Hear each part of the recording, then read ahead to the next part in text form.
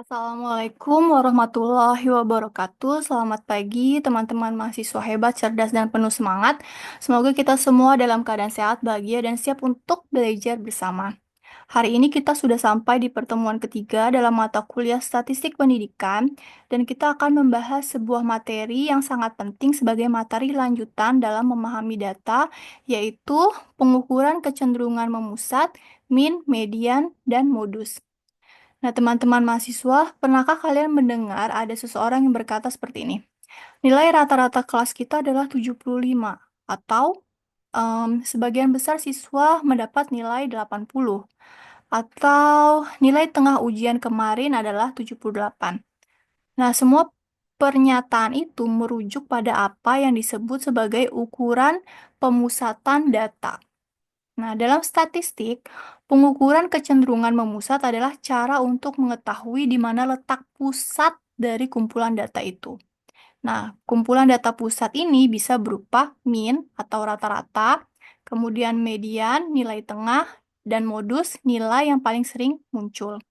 Ukuran-ukuran ini sangat penting karena membantu kita menyederhanakan data yang kompleks menjadi satu angka yang bisa menggambarkan keseluruhan. Dalam dunia pendidikan, ukuran pemusatan sering digunakan untuk menganalisis nilai ujian, menentukan keberhasilan pembelajaran, menyusun kebijakan berbasis data yang adil dan informatif, mengukur pencapaian peserta didik atau rata-rata IPK, dan seterusnya ya. Oleh karena itu, memahami topik ini bukan hanya berguna untuk menyelesaikan soal ujian atau nanti untuk UTS atau UAS, enggak ya. Tapi juga menjadi bekal teman-teman mahasiswa sebagai calon pendidik dan peneliti pendidikan yang mampu membaca, menafsirkan, dan menyampaikan data dengan tepat. Jadi tujuan pembelajaran hari ini, teman-teman, hari ini kita memiliki 3 tujuan utama: memahami konsep dan pentingnya ukuran pemusatan dalam analisis data pendidikan. Penting ya. Yang kedua, mampu menghitung dan menginterpretasikan 3 ukuran utama pemusatan, yaitu mean, median, dan modus. Yang ketiga, menentukan ukuran pemusatan yang paling tepat berdasarkan jenis data dan konteks penggunaannya, agar tidak terjadi salah tafsir dalam pengambil keputusan. Baik, itu 3 tujuan pembelajaran hari ini ya. Kita masuk ke materi. Baik, untuk materi pertama, kita akan masuk ke ukuran pemusatan yang paling umum digunakan, yaitu mean. Mean, atau nilai rata-rata hitung. Mean adalah jumlah seluruh nilai dibagi dengan jumlah data. Contoh sederhananya, misalnya ada 5 siswa dalam ujian mendapatkan nilai 70, 75, 80, 85, 90. Nah, jumlah siswanya kan 5 ya teman-teman. Maka ini kita jumlahkan dulu. 70 ditambah 75 ditambah 80 ditambah 85 ditambah 90. Hasilnya, sekarang coba teman-teman ambil kalkulator atau hitung ya. Nanti didapatkan jumlah 400 di sini. Kemudian 400 tersebut dibagi dengan 1, 2, 3, 4, 5. Ada 5 nilai. Jadi 400 dibagi 5. Rata-ratanya adalah 80 gitu. Nah, mudah sekali kan? Tapi teman-teman mahasiswa jangan tertipu ya. Mean ini, nilai rata-rata ini memiliki kelemahan yang penting, yaitu sensitif terhadap nilai ekstrim. Nah, maksudnya gimana? Nah, sensitif terhadap nilai ekstrim atau outlier ya. Jadi di sini kan ada 5 mahasiswa ya teman-teman ya, 70, 75, 80, 85, 90. Nilainya itu berdekatan, tapi di sini ada satu nilai yang ekstrim, katakanlah di kelas X ya. Di kelas X ini ada satu mahasiswa mendapatkan nilai yang jauh berbeda dibandingkan dengan teman yang lain, yaitu nilainya 20 gitu. Rata-ratanya akan turun drastis menjadi 70 gitu. Padahal mayoritas siswa mendapatkan nilai 75 ke atas. Tapi karena satu nilai yang rendah, rata-ratanya turun jauh apalagi 90 nih. Sedih banget dong yang 90 terus dibilang rata-rata kelas itu 70 kan. Rata-ratanya jadi turun jauh. Disinilah kita perlu berhati-hati saat menggunakan min, ya. Ini teman-teman kalau diartikan dalam bahasa Inggris, min ini juga bisa arti yang negatif ya. Coba teman-teman, makanya ini seru banget nih untuk berdasarkan min. Nah, sekarang teman-teman udah tahu ya, min itu adalah rata-rata. Nah, saya akan memberikan contoh yang lebih luas lagi supaya teman-teman bisa lebih paham kok bisa sih min itu disebut dengan sensitif terhadap nilai yang ekstrim gitu. Kalau ini mungkin 80 70 nggak terlalu beda kok Bu gitu kan. Coba kita lihat di sini. Nah, di sini ada contoh yang mungkin lebih familiar lagi ya teman-teman ya karena sering dengar di televisi misalnya rata-rata pendapatan Amerika Serikat adalah sekian, rata-rata pendapatan di Indonesia adalah sekian. Nah sekarang ada negara Konoha, sebut saja negara Konoha ya. Negara ini terdapat 4 orang kaya dan 6 orang dengan pendapatan yang rendah. Ini contoh ya teman-teman ya. Pendapatan mereka adalah sebagai berikut. Nah, orang pertama itu pendapatannya adalah 1 miliar. Pendapatan orang kedua adalah 900 juta. Pendapatan orang ketiga adalah 800 juta. Pendapatan orang keempat adalah 700 juta. Kemudian di negara Konoha ini terdapat 6 orang yang pendapatannya itu sangat rendah, yaitu adalah 5 juta. Ini orang 5 sampai orang ke-10 itu adalah 5 juta. Nah, sekarang kita mau hitung rata-rata pendapatan untuk seluruh 10 orang tersebut di negara Konoha ini. Kita hitung ya. Kita hitung rata-rata pendapatannya. Total pendapatan artinya kita jumlahkan orang 1 sampai dengan orang 10. Kita dapatkan sebesar 3.930.000.000. Kemudian jumlah orangnya 10. Maka rata-rata pendapatannya adalah 393 juta. Jadi kalau misalnya ada berita seperti ini ya teman-teman ya, rata-rata pendapatan negara Konoha adalah 393 juta. Teman-teman akan menafsirkan bahwa negara tersebut adalah negara yang sangat maju. Nah, disinilah teman-teman, padahal kenyataannya mayoritas orang di negara tersebut yaitu 6 orang dengan pendapatan hanya 5 juta. Hanya menerima pendapatan yang sangat rendah gitu. Tapi dibilang di sini rata-rata pendapatannya 393 juta. Nah, jadi rata-rata pendapatan atau min tadi, min nilai rata-rata bisa sangat memberikan kekeliruan, gitu ya. Nah, jadi jika kita ingin mendapatkan gambaran yang lebih akurat, ya dicetak tebal nih akuratnya, kita bisa melihat median atau modusnya. Gitu. Jadi tidak hanya fokus ke satu data pemusatan, yaitu min, tapi kita juga harus melihat median atau modusnya. Gitu ya. Pertanyaan diskusi yang pertama, menurut teman-teman mahasiswa, apakah min atau nilai rata-rata selalu bisa mewakili keadaan umum dari suatu data?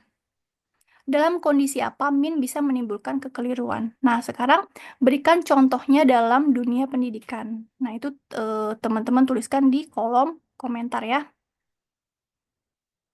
Kemudian kita akan masuk ke median. Median ini adalah nilai tengah. Median adalah nilai tengah, tapi teman-teman bukan teman-teman ngeliat data terus, oh itu tengahnya. Enggak gitu. Median adalah nilai tengah dari data yang telah diurutkan. Jadi harus diurutkan dulu dari yang paling kecil ke paling besar. Seperti ini ya. Nah, kalau misalnya datanya ganjil, ini contoh satu data ganjil, maka ambil yang pas di tengah-tengahnya. Ini kan ada 5 ya teman-teman ya. Ini sudah urut, jadi kita ambil yang tengah-tengahnya. Maka sudah bisa diambil kesimpulan bahwa nilai tengah dari data ganjil 5 ini adalah 75. Gitu. Tapi harus diurutkan dulu ya. Kemudian, jika data tersebut adalah genap, Ini ada 60, 70, 75, 80. Kita ambil dulu tengah-tengahnya di sini. 70, 75, baru nanti 70 ditambah 75 dibagi 2. Kita mau ambil tengah-tengahnya. Tengah-tengah di antara 70 dan 75. Maka nanti nilai mediannya adalah 72,5. Gitu ya teman-teman ya. Jadi median itu adalah nilai tengah. Sekarang untuk lebih memahaminya, saya akan memberikan diskusi. Dalam kasus 10 orang di negara tadi, di negara Konoha, yang ini tadi ya teman-teman ya, coba hitung mediannya, median pendapatan mereka, bagaimana perbandingan antara nilai median dan min yang sudah kita dapatkan sebelumnya. Oke, tadi kan minnya segini ya, sekarang cari nilai mediannya. Kemudian, apa yang bisa teman-teman simpulkan dari perbedaan kedua nilai tersebut? Oke, ini diskusi kedua, silahkan tuliskan di komentar jawaban teman-teman. Oke, kita udah belajar min, nilai rata-rata, median, nilai tengah. Oke, sekarang modus. Ini kalau dengar modus, oh bukan ya, ini modus dalam statistik beda. Modus adalah nilai yang paling sering muncul. Nah, digunakan untuk data kategori maupun numerik diskrit ya. Jadi di sini bisa contoh numeriknya, angka-angka ya, nih teman-teman ya. 60, 70, 70, 75. Modusnya berarti 70. Nah, ini 70 kan paling sering muncul ya. Ini kebetulan aja dia ada di tengah. Tapi maksudnya modus itu adalah nilai yang paling sering muncul, 70. Kemudian untuk contoh kategori, misalnya biru, merah, biru, ya di sini ada data warna favorit, misalnya, oh ternyata modus favoritnya adalah biru, gitu. Jadi modus ini adalah yang paling sering muncul, biru ya. Oke, sekarang dalam dunia pendidikan, modus itu bisa berguna untuk mengetahui nilai yang paling sering diperoleh oleh siswa atau pilihan jawaban terbanyak dalam survei. Nah, kalau modus seperti itu. Oke, sekarang pertanyaan diskusi selanjutnya. Saya mau ambil data ini lagi. Oke, dari data di negara Konoha ini, 4 orang kaya dan 6 orang dengan pendapatan rendah, pertanyaan diskusinya adalah, dalam kasus 10 orang itu, coba hitung modusnya. Oke, hitung modusnya, kemudian bandingkan antara min ini, kemudian median, oke, kemudian modusnya.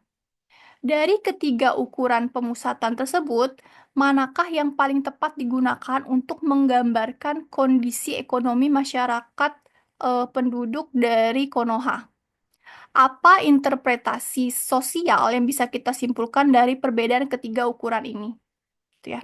Nah, jadi teman-teman udah bisa menghitung min, kemudian median, kemudian modusnya, lalu analisisnya. Apa? Mana yang paling tepat untuk digunakan dalam menggambarkan kondisi dari data tersebut? Kemudian analisis lagi, interpretasinya apa gitu. Teman-teman udah dapat nilai min, udah dapat nilai median dan nilai modusnya. Terus apa? Apa yang bisa teman-teman baca dari data yang sudah teman-teman cari itu? Ambil kesimpulannya. Kemudian tuliskan di kolom komentar. Oke? Alhamdulillah. Cepet ya. Alhamdulillah, kita sudah menyelesaikan pembelajaran hari ini. Kita telah memahami 3 ukuran pemusatan yang sangat penting, yaitu min, median, dan modus. Tetapi yang Ibu tampilkan hari ini adalah bagian paling sederhananya dari min, median, dan modus. Tapi harapannya teman-teman sudah mempunyai gambaran yang cukup luas.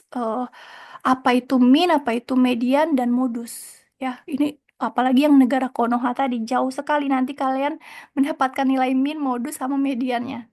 Nah, itu nanti bisa dapat interpretasinya ya.